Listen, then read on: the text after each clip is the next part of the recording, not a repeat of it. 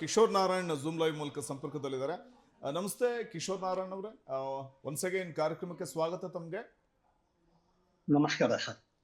ಇವತ್ತಿನ ಒಂದು ಬೆಳವಣಿಗೆ ತಾವು ಕೂಡ ಬಹಳ ಹತ್ತಿರದಿಂದ ಗಮನಿಸಿರ್ತೀರಿ. ಅನೇಕ ರಾಜಕೀಯ ಸ್ಥಿತ್ಯಂತರಗಳಿಗೆ ಕಾರಣ ಆಗಿದ್ದು ಇವತ್ತಿನ ಬೆಳವಣಿಗೆ. ಸೊ ತಾವು ಯಾವ ರೀತಿ ನೋಡ್ತೀರಿ, ಯಾವ ರೀತಿ ವ್ಯಾಖ್ಯಾನಿಸ್ತೀರಿ ಅಂತ?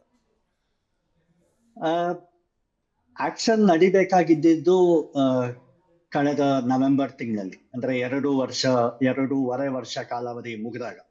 ಆದ್ರೆ ಅದಕ್ಕೆ ಮೊದಲಿಂದಾನೇ ಒಂದು ಟೀಮ್ ಅವರು ಇನ್ನೇನು ಬದಲಾಗ್ತಾರೆ, ನಮ್ಮವ್ರು ಮುಖ್ಯಮಂತ್ರಿ ಆಗ್ತಾರೆ ಅಂತ ಇವ್ರು ಹೇಳ್ತಾನೆ ಇದ್ರು.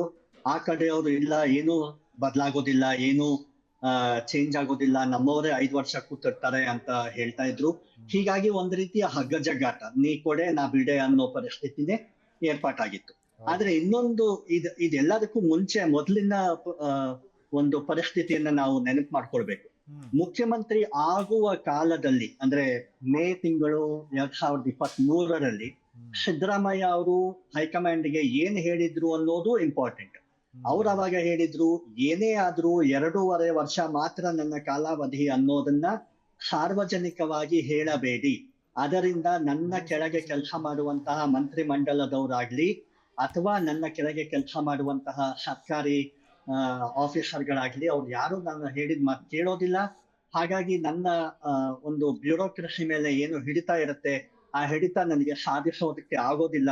ಎಲ್ಲರೂ ನಾನು ಹೋಗೋದಕ್ಕೆ ಕಾಯ್ತಿರ್ತಾರೆ ಹೊರತು ನಾನು ಹೇಳಿದ ಕೆಲಸ ಯಾರು ಮಾಡೋದಿಲ್ಲ ಅನ್ನೋ ರೀತಿಯಲ್ಲಿ ಅವರು ಹೇಳಿದ್ರು. ಅದಕ್ಕಾಗಿ that might be one of the reason, ಅದೊಂದು ಕಾರಣ ಇರ್ಬೋದು. ಇಲ್ಲಿಯವರೆಗೆ ಇದೆಲ್ಲವೂ ಒಂದು ರೀತಿಯ ಗೌಪ್ಯತೆಯಿಂದ ಕೂಡಿತ್ತು.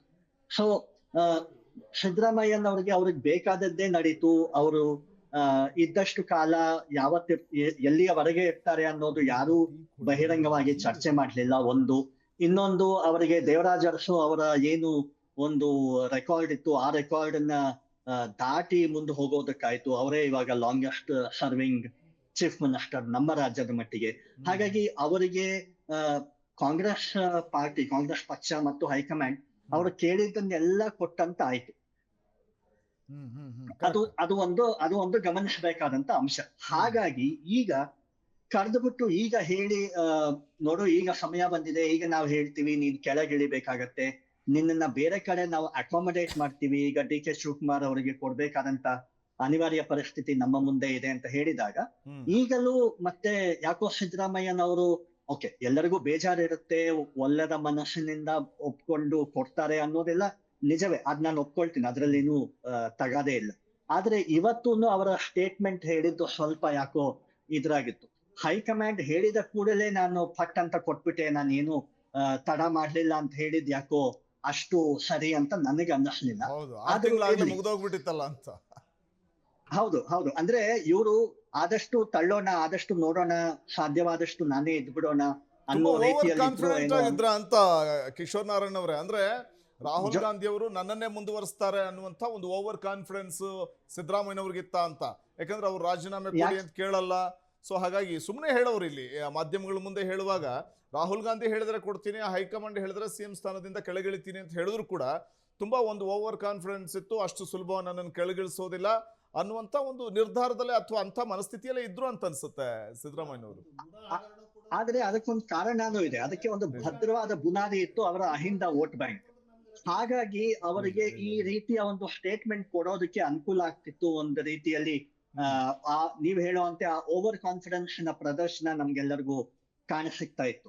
ಮೊನ್ನೆ ನಡೆದಂತ ದಾವಣಗೆರೆ ಸೌತ್ ಏನು ಬೈಪೋಲ್ ಇತ್ತು, ಅಲ್ಲಿ ಕೂಡ ಗೊತ್ತಾಯ್ತು, ಇಲ್ಲ ಮುಸಲ್ಮಾನರ ಒಂದು ವೋಟ್ ಏನಿದೆ ಅದು ನಮಗೆ ಬೇಕು ಅಂದ್ರೆ ಸಿದ್ದರಾಮಯ್ಯ ಮತ್ತು ಅವರ ಕೆಳಗಿರುವಂತಹ ಅಹಿಂದಾದ ನಾಯಕರು ಯಾರಿದ್ದಾರೆ ಅವರೆಲ್ಲರೂ ಒಗ್ಗಟ್ಟಾಗಿದ್ರೆ ಮಾತ್ರ ಕರ್ನಾಟಕದ ಮಟ್ಟಿಗೆ ಕಾಂಗ್ರೆಸ್ಗೆ ಈ ಅಹಿಂದಾದ ವೋಟ್ಗಳು ಬರ್ತಾ ಇರುತ್ತೆ ಅನ್ನೋದು ಅವರಿಗೆ ಚೆನ್ನಾಗಿ ಅರಿವಾಗಿತ್ತು. ಹಾಗಾಗಿ ಈಗಲೂ ಸಿದ್ದರಾಮಯ್ಯನವರನ್ನ ಓಲೈಸಿ ಅವರನ್ನ ಕೆಳಗಿಳಿಸಬೇಕಾದಂತ ಅನಿವಾರ್ಯ ಪರಿಸ್ಥಿತಿ ಕಾಂಗ್ರೆಸ್ಗೆ ಬಂದಿದೆ. ಓಕೆ, ನಾವು ಮಾತಾಡ್ತಾ ಹೋಗೋಣ, ಒಂದು ಬ್ರೇಕ್ ತಗೊಂಡ್ಬಂದ್ಬಿಡ್ತೀವಿ.